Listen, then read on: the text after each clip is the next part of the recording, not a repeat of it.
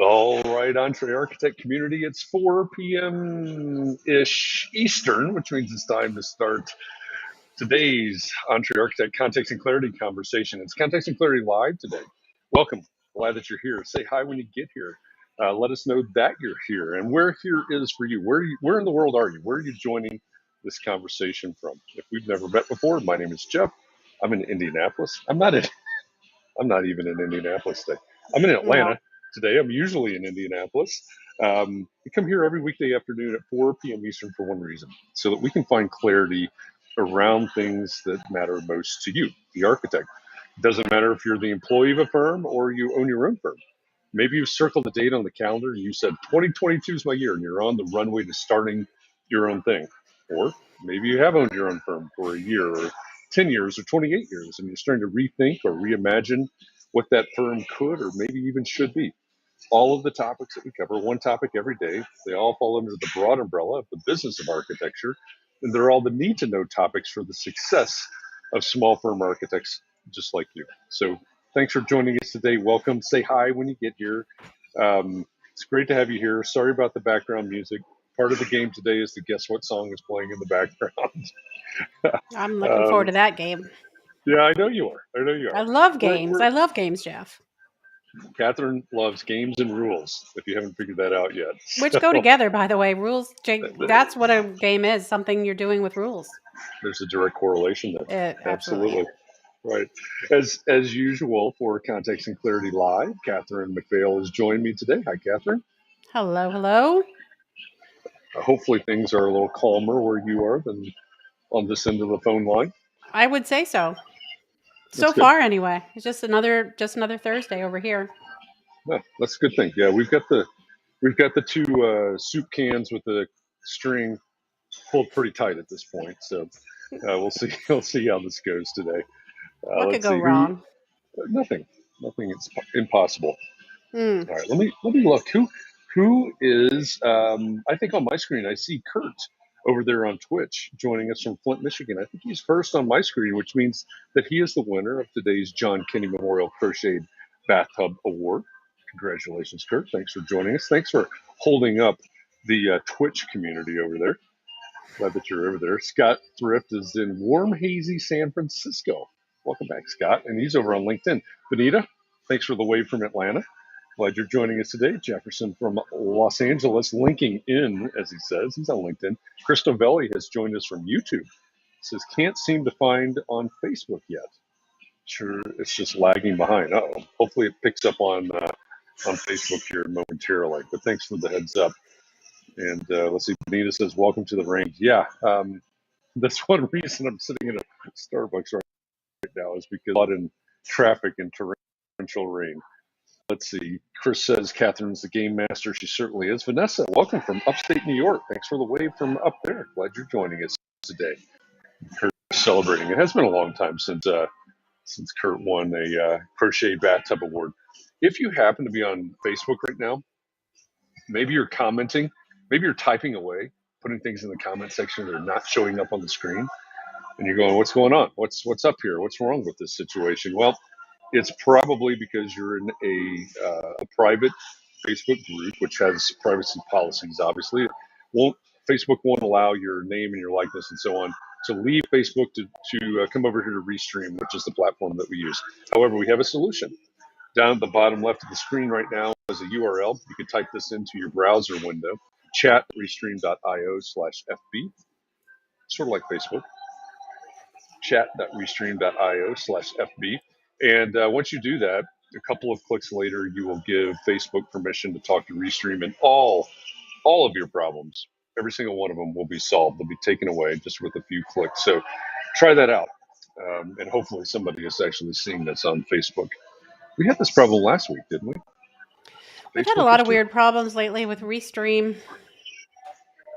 I think we not to should blame blame it on Restream. Zuckerberg. No, I'm Yeah, blaming it on Mark Zuckerberg. sure. That's sure to get us banned. All right. Maybe. Let's see. Leslie is joining us from Transylvania, North Carolina. Welcome back, Transylvania, Leslie, over on YouTube. And Melanie has found us on YouTube as well. All right. So if we're not showing up on Facebook, Chris says it's still not showing up there. If someone or all of you would do us a favor and just post, hey, jump over to the Entree Architect YouTube channel to find Context and Clarity Live, that would be a help. Let's get everybody over there since we seem to have a communication issue there. In the meantime, let's get this started. We have a guest, actually two guests today. They're waiting patiently in multi-green rooms. We're bi-coastal, we're all over, we're coming close to our goal of breaking the internet today. We have two guests in two different green rooms, green M&Ms in both of the green rooms, so you don't need to worry about that. They're waiting back there patiently for us. So I'm really looking forward to this conversation today. Let's get it kicked off here. Our guests today are both Cornell educated architects. They have both taught and or still teach design and architecture classes in different programs around the country. And maybe their stories diverge from it. I don't know. One is a practicing architect and an educator.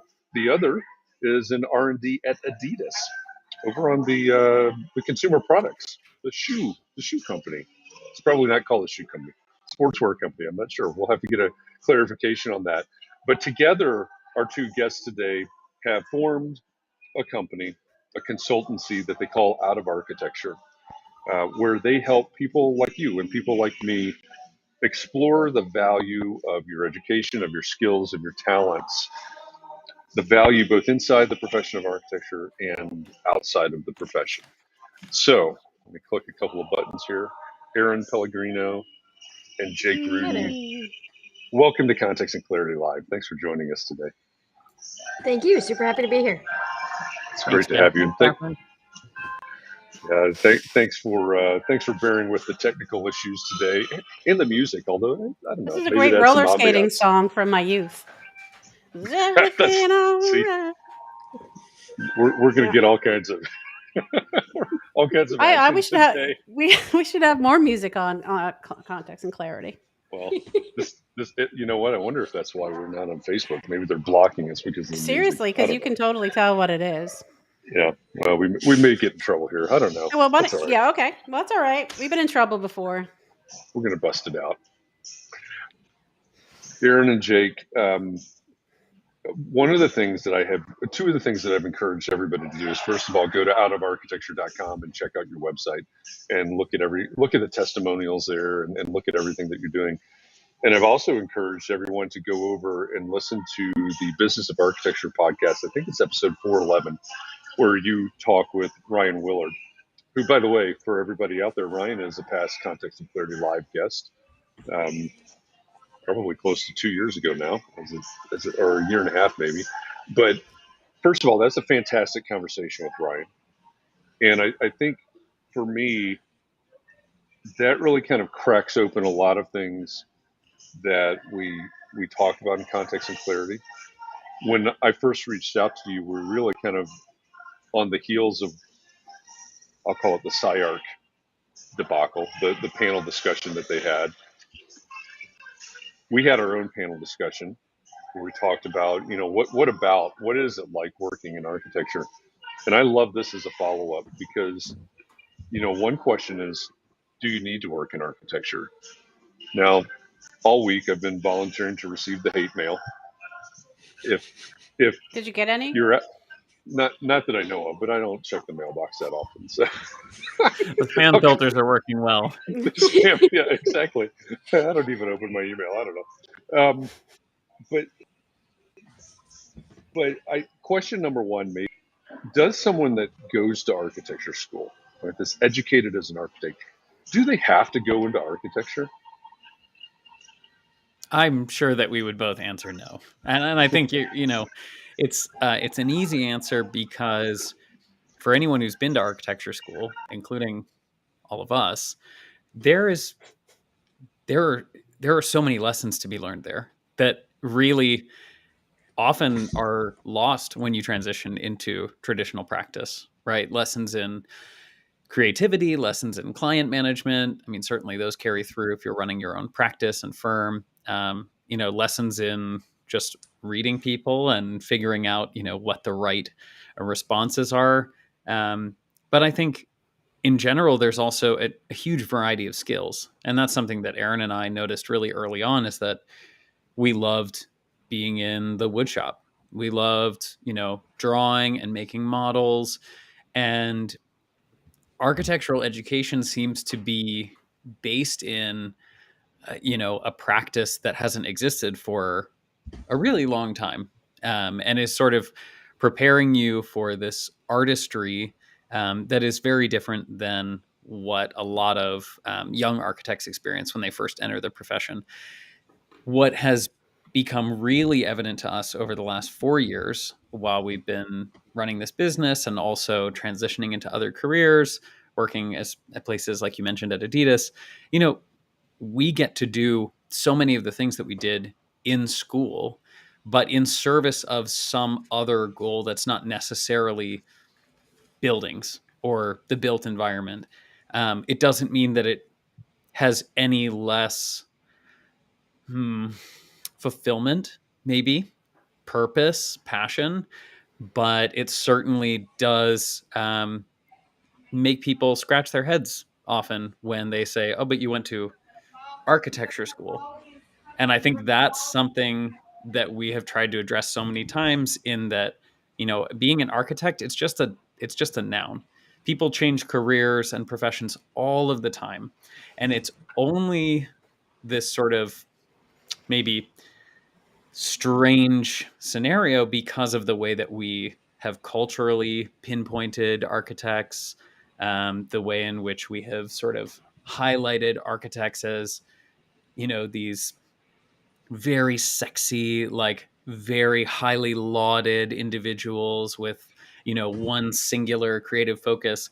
I mean, we're all humans. We all have different aspects to our career than just the final product. And what we've discovered is that, a lot of architects are really happy doing things beyond traditional practice.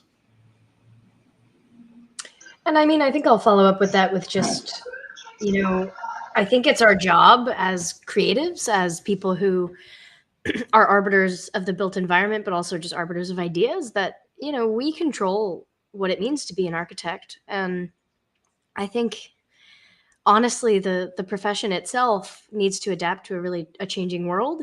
And in order to do that, we need to really sort of defy traditions in a healthy way, right? I mean, we're all used to an iterative process. We're all used to failing. That's one of the things that I think is really great, is that we've all gotten really good at, hey, let's toil through an idea, get it out, mess around with it, and then show it to a bunch of people and see what they have to say. And I mean, that's the only way worlds improve. And the fact that we don't do that more often, or we don't speak more oftenly about that, both within the profession and the changing boundary of it, just kind of relegates us to irrelevance eventually.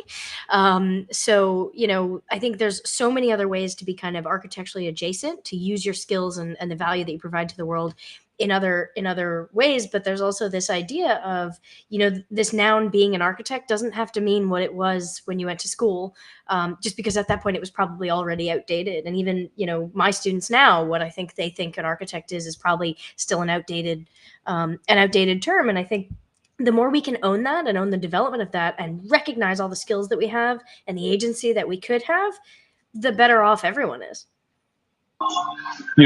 Jake and Erin, you both mentioned noun.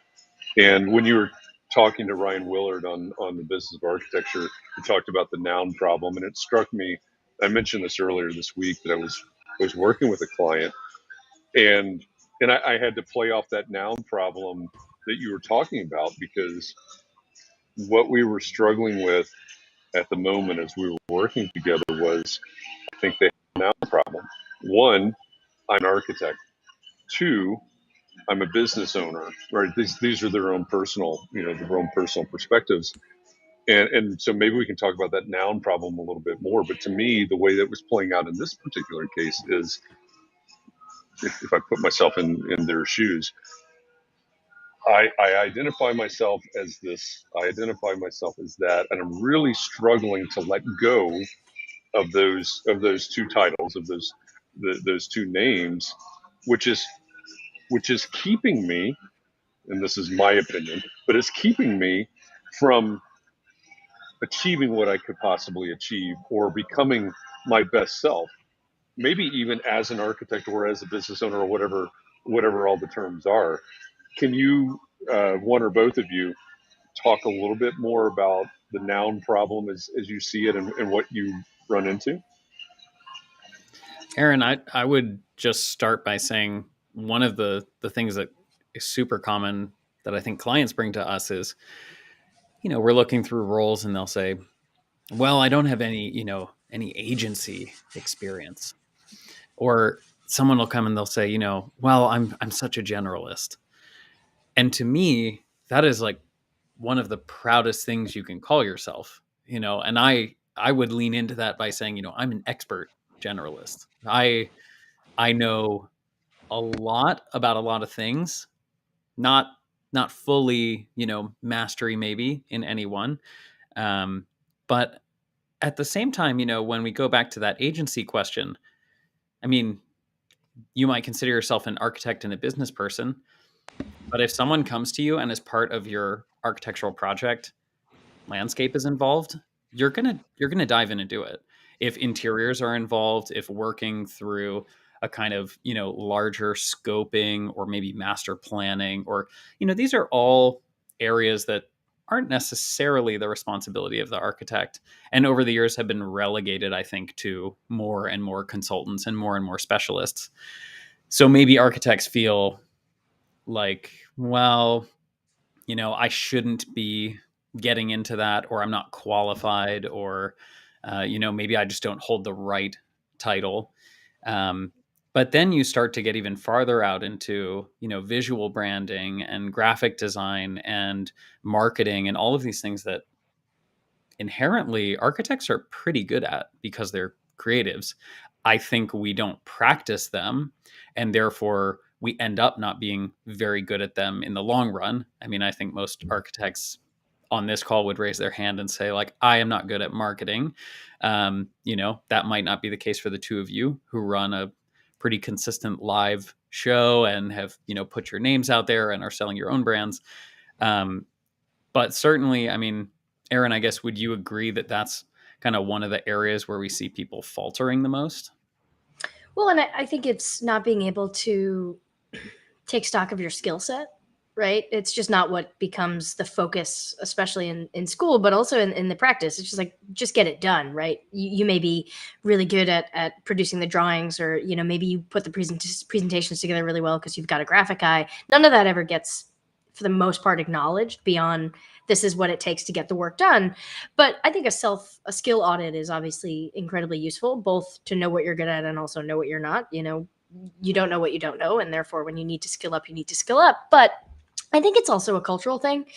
I mean, last night I was having dinner with 4 other architects, 2 of whom work in facades. One is my business partner, Charlie, and the other is a close friend and a client who's actually now leaving the world of architecture to go adjacent and work in SpaceX, right?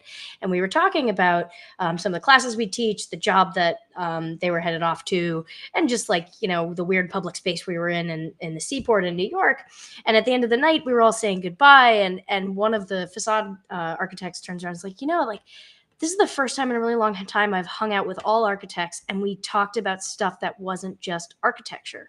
There are all these other things that we bring into our lives that when we kind of can open it up, we can be sort of, incredibly interesting and interested in other things.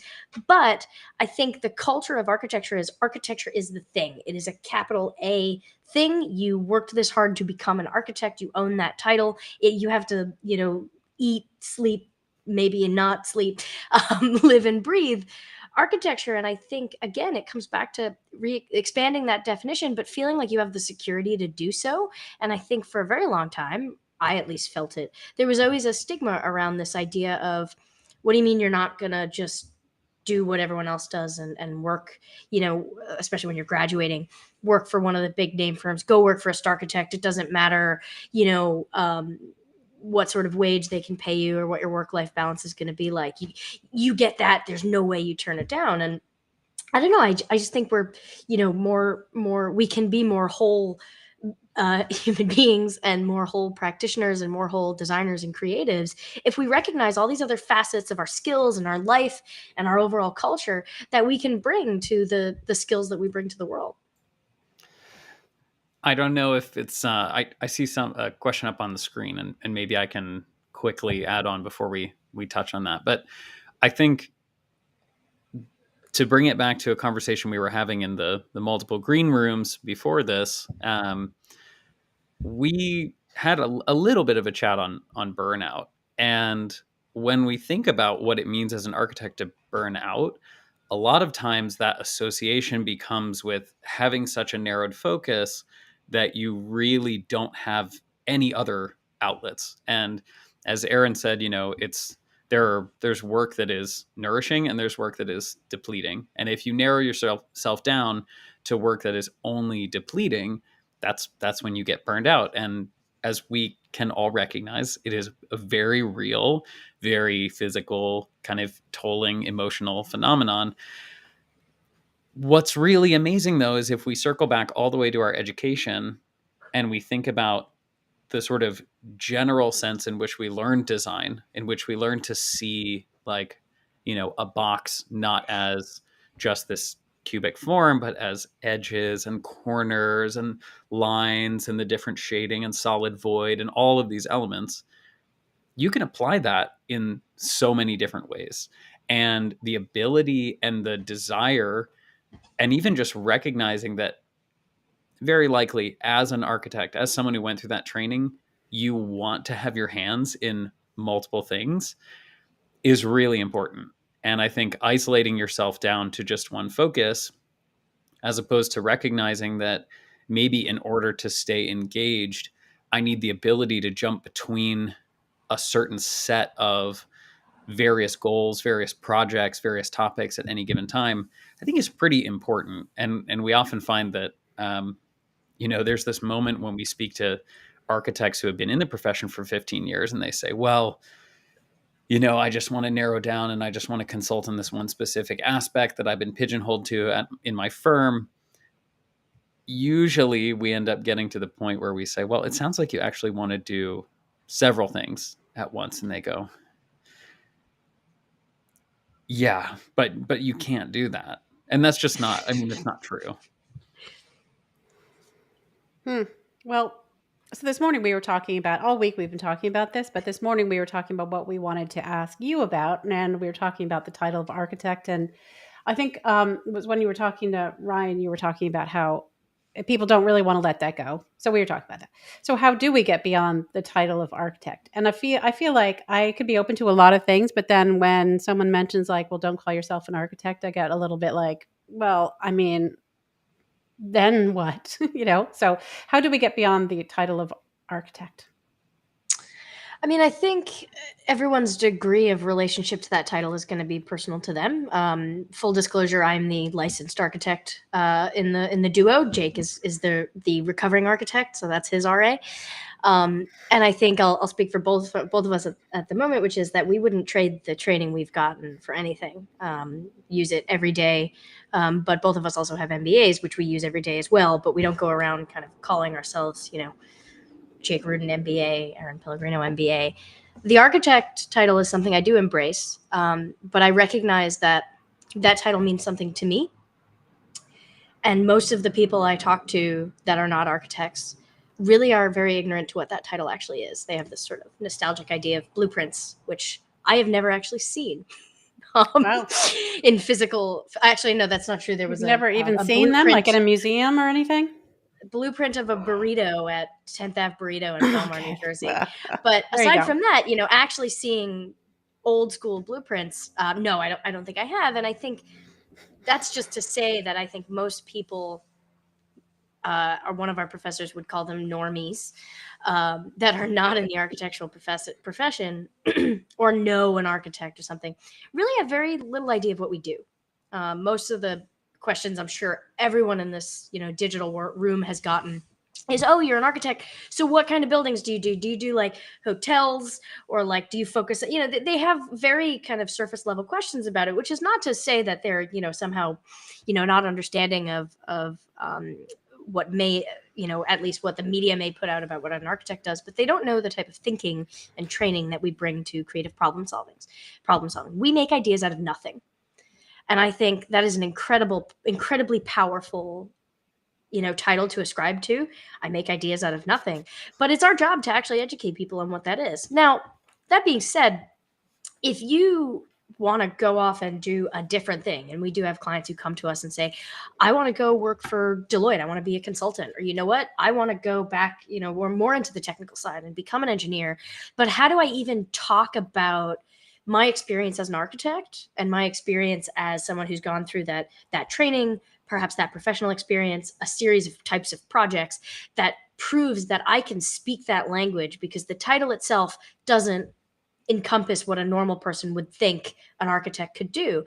I see that as a massive opportunity, right? It's like when one of my professors in school would look at a drawing or like a model I made and said, you're thinking about this like a fried egg. Why don't you think about it like a donut? And you have that kind of like aha moment, like, wow, what if I totally just reframe that? And then your mind starts to work, right? You can do that with a career pathway. You could do that with a job. Now, does that mean you're going to like immediately go and be a neurosurgeon? No, absolutely not. I don't mean that. But this idea that you can essentially understand the skills that you have and use that to define what it means to you to be an architect, that opens up a whole new world. So I don't think we have to run away from the title. Some people may need to retitle themselves, but I think it starts with understanding what defines us as an architect and then tooling that into what it is that you do next. Because I still very much call myself an architect, but I explain to people what I think that is. See, I think what you're talking about right there is a really fundamental issue, not only for what we're talking about now, sort of the career and job search world, but also talking about the value that the public perceives in architects. Like you said, well, what do you do? Do you design hotels or whatever, blueprints, all of those things?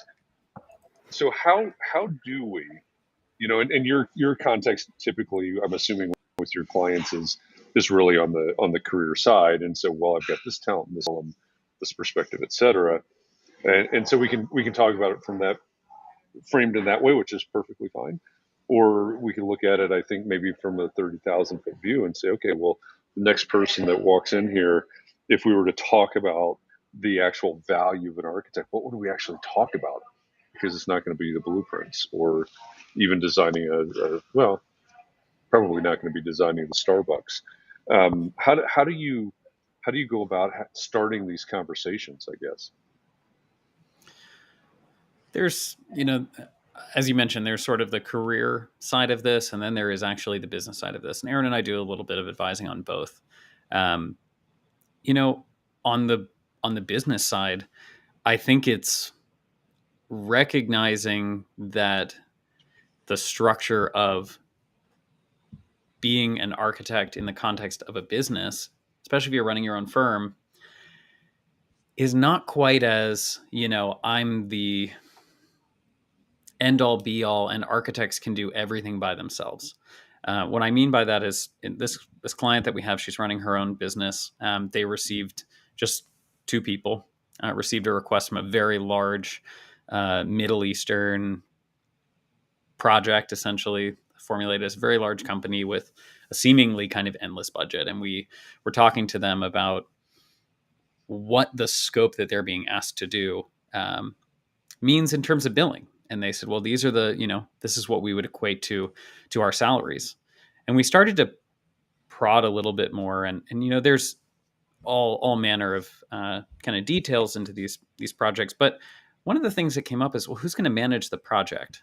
Is the client going to provide a project manager? Are you project managing in addition to the consulting that you're doing, to the resources? And it was so intriguing that this is just something that hadn't really crossed their mind. Is like, who's going to do that work? It's inherent, I think, in a lot of us as architects that, well, we're receiving a project, we're going to manage it. But there are specialists out there whose roles and responsibilities relate to key milestones and dates and gates and all of these things that PMs love. And the fact that we absorb those without thinking about them is one of the reasons why I think we just don't consider our value to be as great as it really is. From the individual side, it's very similar. So we have individual clients that come to us. We say, okay, what do you do? And they say, well, I know Revit and I usually work on this scale of building. And maybe I coach or mentor this small subset of architects or whatever it is. Then we say, okay, what do you think your value would be if you went to work in retail design?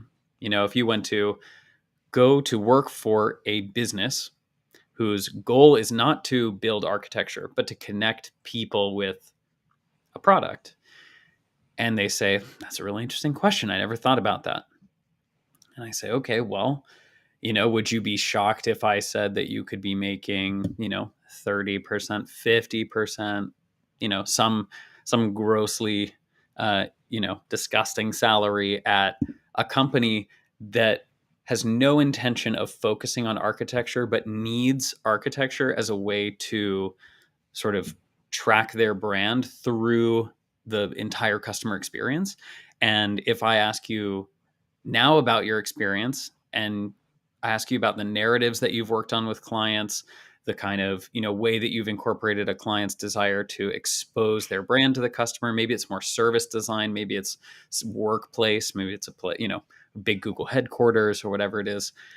That narrative starts to reveal, wow, like this is all the value that I've brought to this equation, especially when I think of it as putting a big brand sticker on a piece of architecture, which we don't. We don't equate our love of space and form and circulation and experience to someone being really impressed and going and dropping $1,000 on a piece of, you know, apparel, footwear, whatever it is. And that connection then becomes really tangible. And the more we talk to architects, I think the more Erin and I find that we try to draw out of them.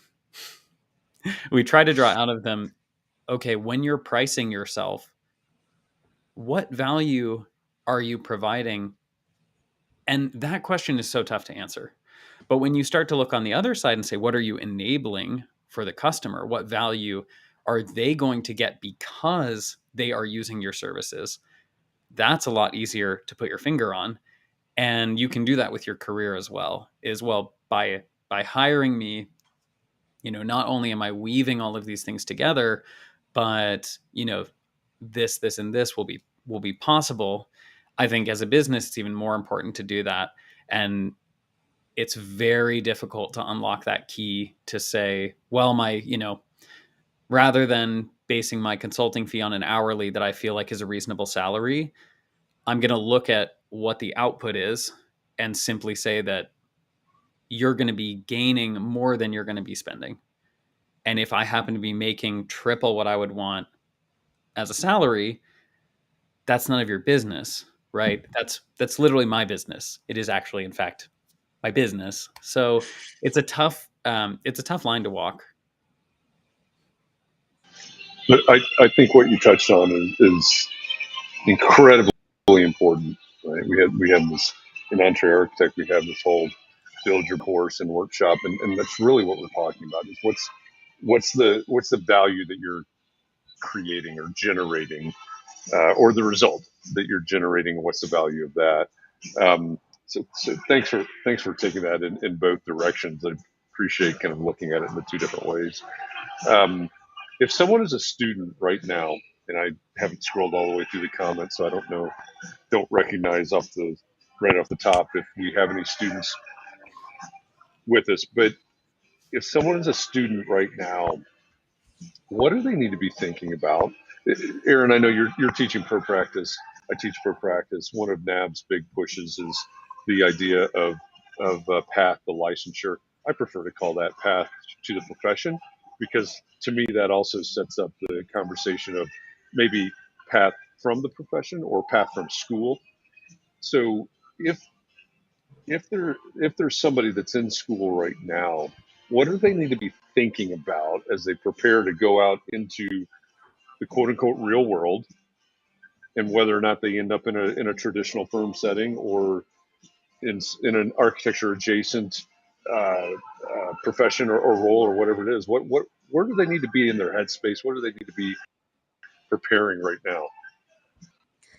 Yeah, I mean, it's interesting because I teach ProPrec as a out of a pure sort of love to do it. I love nerding out about business. I love nerding out about how architecture can walk this line, and that was the reason I started teaching it. The reason I keep teaching it though is getting the sort of feedback and speaking with the students about what's really on their mind, and realizing both, I think, recognizing the insecurities that I had leaving school and seeing what they're dealing with. Not only I left school obviously pre-pandemic, but adding the sort of state of the world on top of that, and realizing that it's just incredibly important to be talking about what is that path to the profession. I love that you put it that way. And really, because that's what is the way that you're going to have agency in the world. And I think I say this a lot, but I like being a broken record on this point, which is that I don't think anyone becomes or goes to architecture school if they're not an optimist or an idealist in some way. If you want to put something, or you have this inclination that you might want to put something on the earth, you're doing that because you want to go out there and do something good and cool, and you want to get involved, right? So what we talk about with our clients, and what I talk about mainly in my ProPrac class, is how do you want to spend your time for the rest of your life when you leave here? And that's a huge, daunting question, right? I don't even know that question now, being in the profession for over a decade.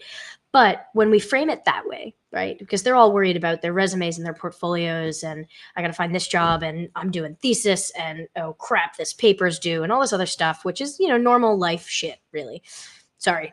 The normal life stuff, which is always going to be there. But we talk about, and I tell them from the outset, I am not teaching you this course to you right now as a third, fourth, fifth year. I'm teaching this course to the person that's going to be from 5 to 10 years from now in some sort of management position, either in their firm, in a new business venture that they've started, in whatever that ends up being.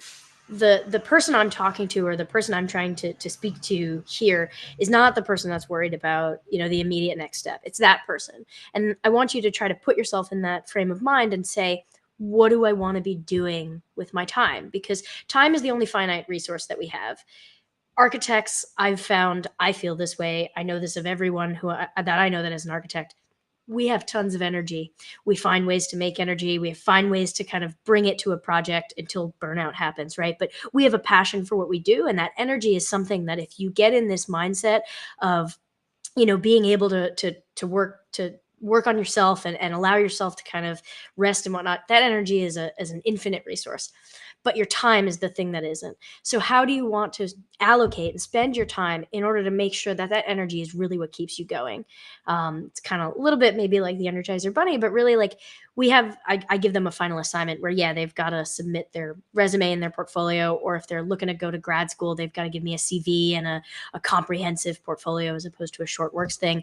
But I also ask them to basically take, their iCal or their sketchbook or whatever, and draw out a week 5 years in the future and put in how they want to be spending their time, ideally.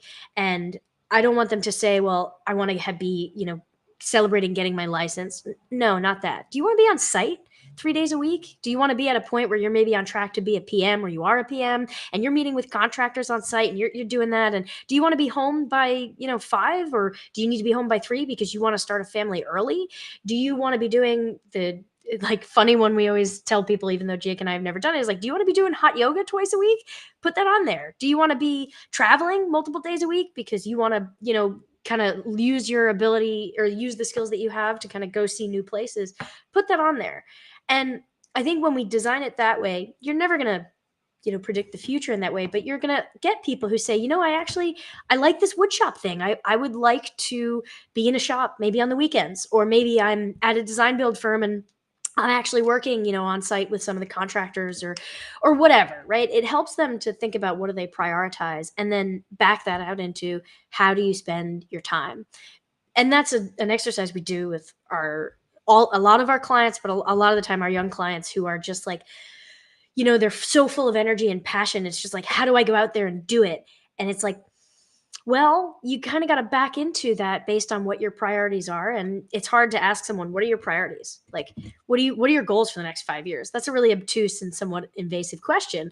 But when you break it down based on, here's how I actually want to be spending my time, people, I think, get a little bit less daunted by that.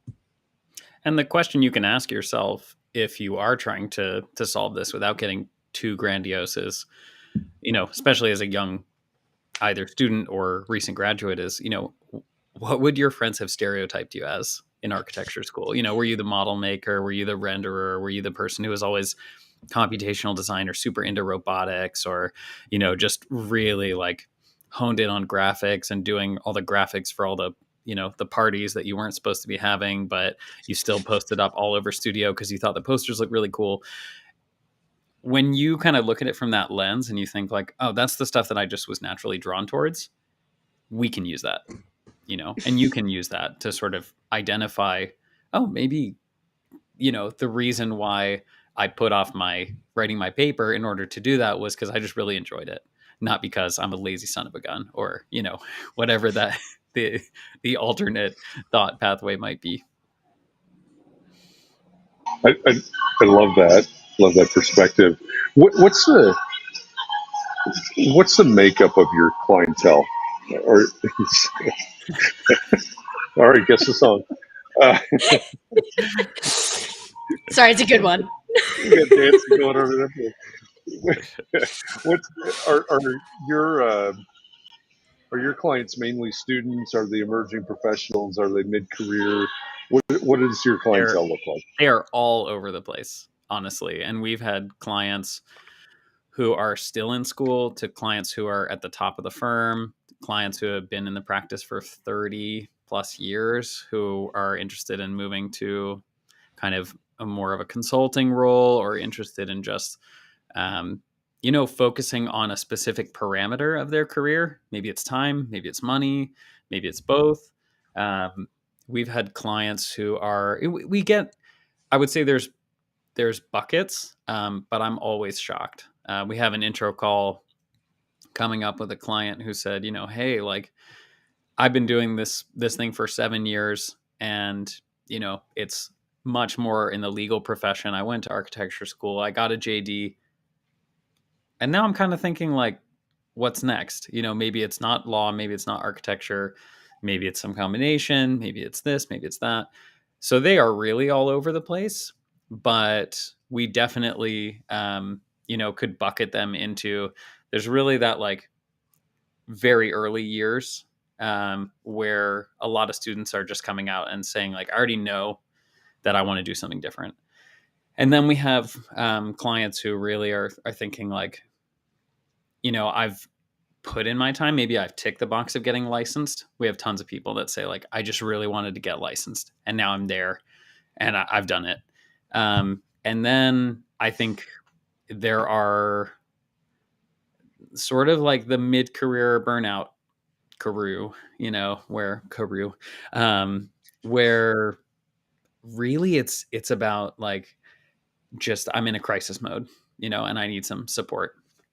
And just very briefly, there was a question from Twitch, like how do students pay for our services? We have student pricing and we honestly didn't start this business to make money. So a lot of what we do is just completely based on how can we help you, and like price is something we really just tried to make not be a barrier to getting support. Frankly, we basically turned on billing because we only have a limited number of hours, that are usually either very early in the day or very late in the day. And so we've got to manage those in a way where, it's sustainable for us and where we can also have the support of a small team, which is really, a big part of how we help clients and reach the right kind of people. That's very architectural of you. I feel like, I mean, because I was looking when I was looking at your website, and you both have full-time jobs. So when do you do this? So I mean, that would be typical. I would think that you just keep working, and then also not charging people who can't pay. I relate to that as well. So I don't know. It just seems like what I would like what I would expect. Well, Yeah. Well, so I'll just make a couple points here. One of the things is, going back to that point about nourishing versus depleting work, there's a lot of psychic income that comes from this. We do all of our intro calls on Fridays, and we look forward to it every week because we meet the most awesome, interesting people. Mm. And if we could provide some help and sort of see people's careers change, or also just like expand our network with fascinating people who are doing cool stuff, like we just genuinely love that. There's a selfish part of this too, which is the fact that Jake and I have been best friends since like second semester architecture school, and it's a way for us to be on two coasts and still work on projects together. Those used to be models or, things out, out in the woods in Ithaca. And now this is the project that we have that kind of keeps us together, but also allows us to help a bunch more people. And then also, I mean, yes, we both have full-time jobs.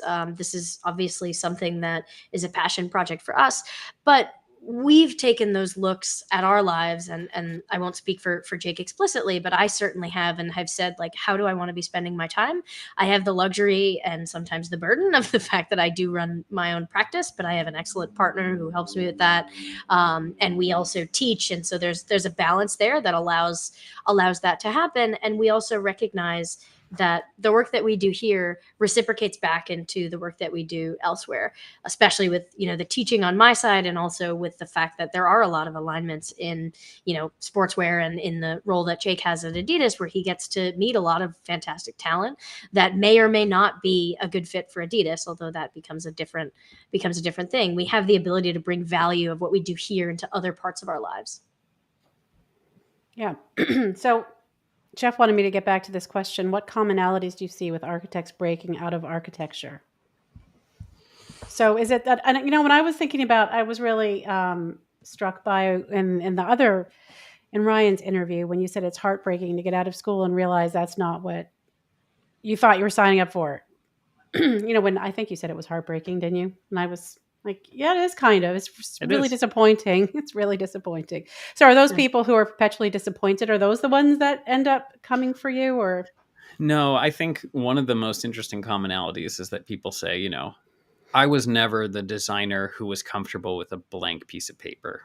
And it's really interesting because I think the architects who really enjoy playing off constraints, really enjoyed the kind of like, maybe they were the person in the group work who wasn't necessarily the innovator. They were the person who kind of came to the table and would say, like, that's a really interesting idea, but like, here's how I would refine it, and this is the way that we could kind of practically apply that or merge these two ideas together. Or they just sort of understood a lot of what was going on. And I go back to the, again, that's like an indicator of a really strong generalist. I also find, though, that there is about 50% this kind of disappointment, but then there's 50%, gosh, this sounds so cheesy, like hope, of I just know that, I've seen what my colleagues have gone on to do. I've seen roles that maybe we studied in architecture at companies like IDEO, or even within the architectural community, like mass design, that's really has this purposeful focus. That's where I want to be.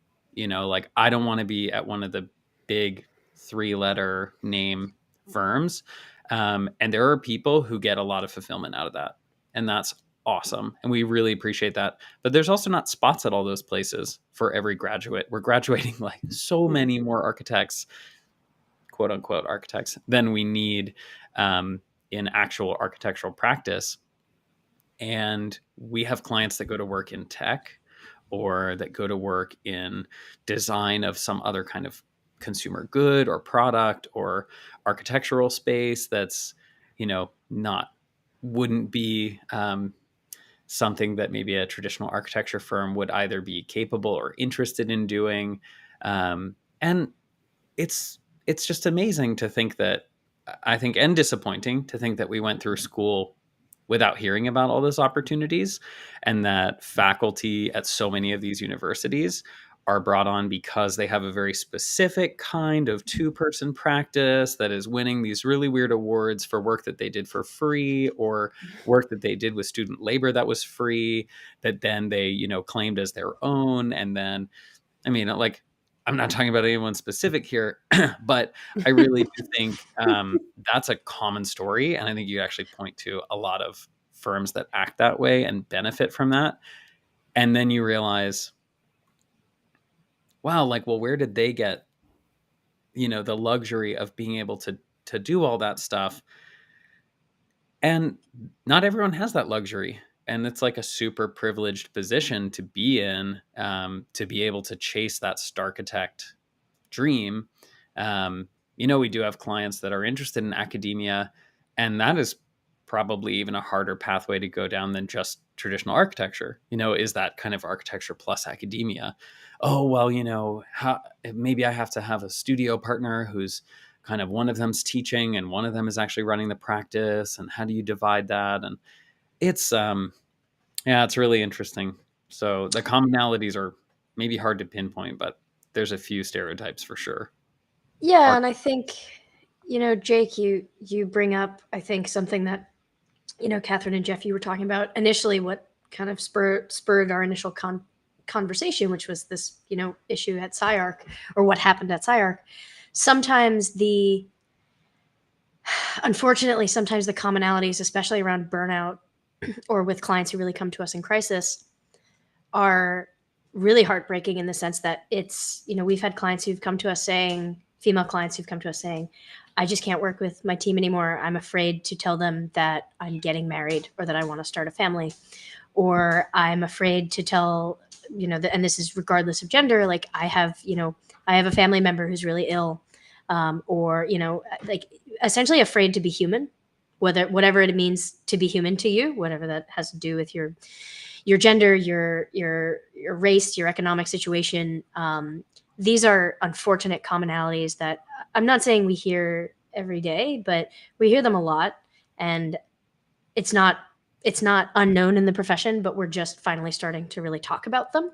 When people come to us and say, like, I know why I'm not getting promoted, and it has nothing to do with the work that I'm doing. It has something to do with the fact that I'm just a different color than the person who did get promoted, or I'm being treated a certain way because of XYZ, or, my project manager has basically said I'm useless until I get to a certain point where I could be of use, but there's no training or throughput to make that happen.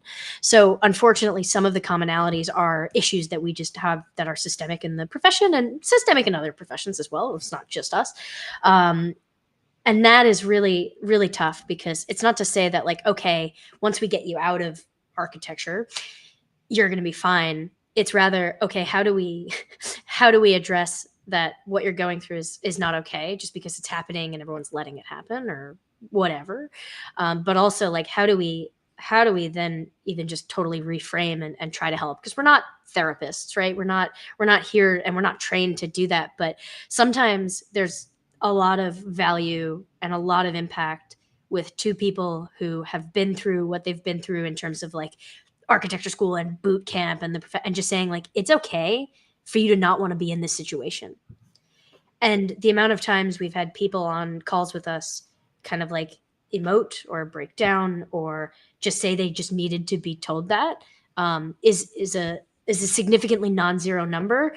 And I don't think we knew that going into this, but it's become another really amazing part of what we can do to try to help people realize that, like, this is what change starts to look like. Because it doesn't happen. I tell my students this too. It doesn't happen from the top down. It just can't. It's going to take too long.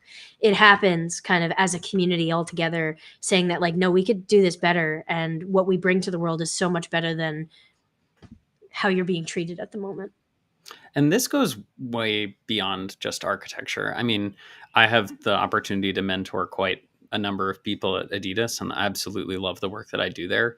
And I think a lot of that goes both ways. But I've had, Adidas colleagues come up to me and say, hey, what you shared about salary negotiation, was really impactful for me as a young person because, maybe our senior leadership don't have the issue of, not understanding that they could stand up for themselves or, elaborate on a value that they bring. But I didn't know that. I didn't know that that was something I could do as someone just kind of coming into a big company. And to see that is really impactful. Or, I really enjoy where I am, but I didn't feel comfortable having a conversation about other opportunities within the company. I still want to be here. How do I have that discussion with my leadership, my manager, without, alienating myself, right? And these are worries that, architects certainly would have, right? Is, hey, I don't like this part of my job. I don't know an architecture student who is ever told how to have a conversation like that. And it might not be even something that the two of you touch on in professional practice. So, we are trying to open these discussions up for people, and we recognize and know and are familiar with the problems in architecture, but it's not just architecture. It's also out of architecture. Thanks, Katharine. That's a nice way to put it. Ties a nice little bow on it. I know we've actually passed the top of the hour. This is another one of those conversations. I say this a lot, I guess, but it's another one of those conversations. I wish we could, we'll just continue for a couple of hours. But to be respectful for everybody's time, maybe one thing we could do to wrap the conversation up, is to ask, for everybody that's either here with us live or watching this later in some replay version, what's one thing that somebody, maybe everybody, ought to do individually for themselves to really think about, I don't know if you call it their most successful future or their best vision of their future. What's something we really need to be paying attention to? I mean, I don't want to be repetitive and say the time exercise is important, although I do think it is. A question I ask myself a lot, and Jake and I ask ourselves a lot, and we'll ask our clients is what does success look like? And not from like a monetary standpoint, but like if you needed to make, and everyone I think knows that there are certain things in their life, whether it's their career or their, personal relationships, whatever, everyone knows that there are like certain changes they can make to make it better.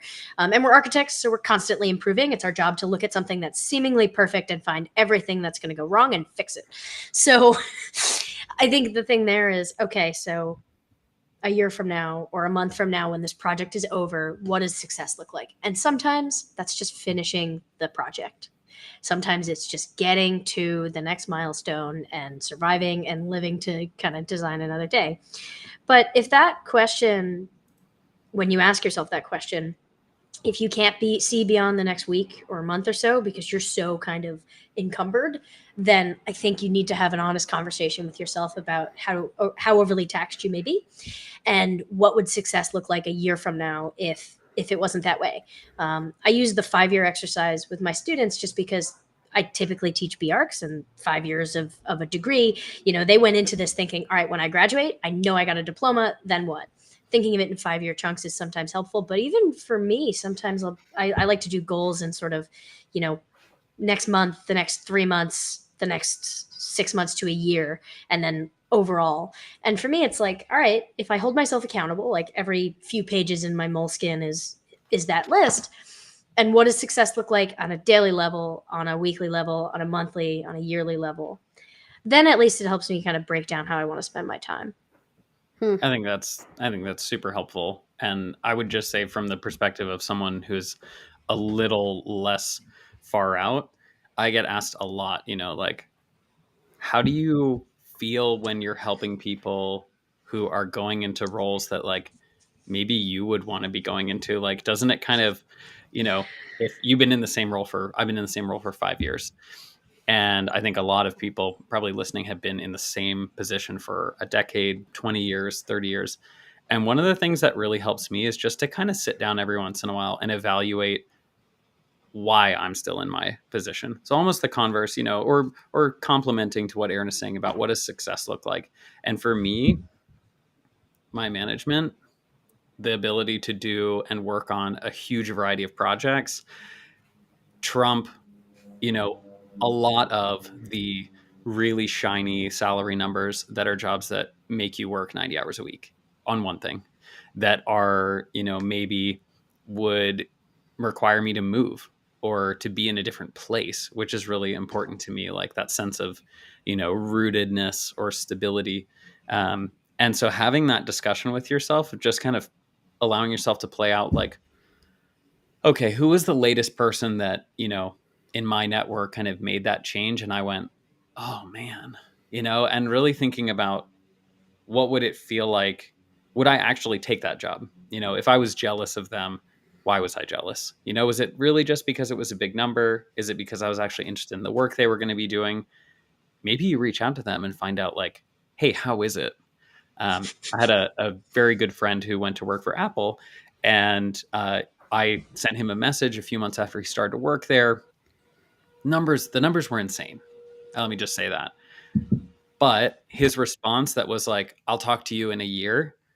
I was like, okay, I see what's happening. He made a very conscious decision to go do that, to say, I'm going to use this as a stepping stone. I know this is going to be really an intense amount of work. But to Erin's point of what does success look like, think about it in terms of like what it would feel like also, when you think like, oh, that's what success looks like for me. How do you feel when you hit that milestone? Like, are you even more exhausted than you are right now? Maybe it's a bad idea. Are you, have you saved towards some goal or made progress or actually maybe backed away from the amount of work you're doing? Those are really interesting things to think about. So I think both of those, that's great perspective on both of those. There's so much to unpack there, but great advice. Katharine, I think I cut you off too. No, I was just thinking about what success means to me. Katharine's going through the exercises, as I'm sure a lot of people in our audience are. If you want to know more about what Erin and Jake are doing, outofarchitecture.com, the URL's in the bottom left of your screen right now. Go check it out. Go look at their offerings, find out more about them, reach out to them.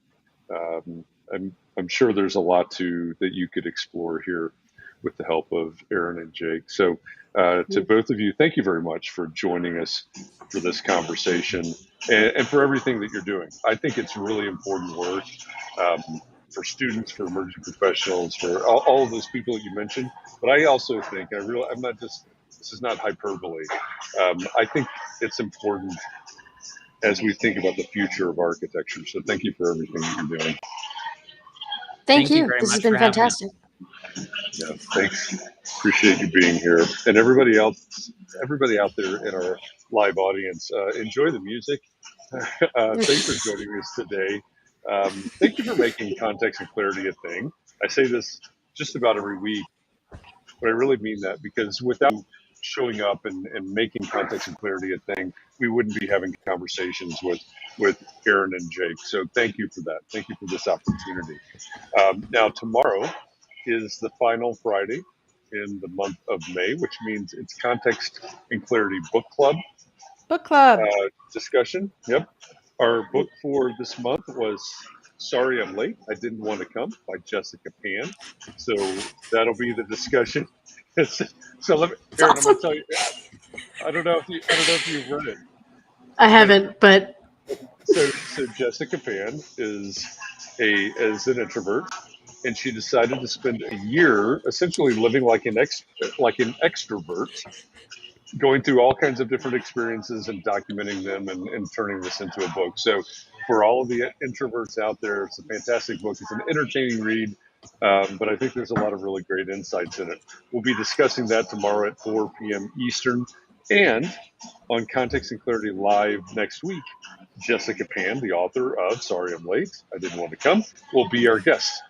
Context and Clarity Live. So we'll talk to her next Thursday. That's super awesome. exciting. And Yeah, hopefully we can do the reverse order, because I think Erin and I are slated for our book to come out at the end of October. And so maybe sometime the end of the year, early next year, we can be your book club guests. Yeah, that'll Absolutely. be That fun. would be awesome. That would be Because we awesome. never got to what do you do with a 55-year-old owner who wants a new job? We didn't get to that, so Yeah. we'll There's have a to do it chapter next in the year. book. Is There's a it good? chapter in the All book. right, I'll All sign right. up. All right. All right. Thanks so much, guys. So we have to get that book to get you guys back to talk about that and talk about the new book. That'd be fantastic. All right. Thanks, guys. Thanks, everybody out there. Again, appreciate all of you. Thank you for all of this. Please take a little bit of time to breathe, relax, find a way to get rejuvenated. We're going to do this all over again tomorrow and next week as well. There's a lot of craziness going on out there. Please be well. Stay safe. Keep those around you safe and well. And I hope I'll see you around somewhere sometime soon. Thanks, everybody.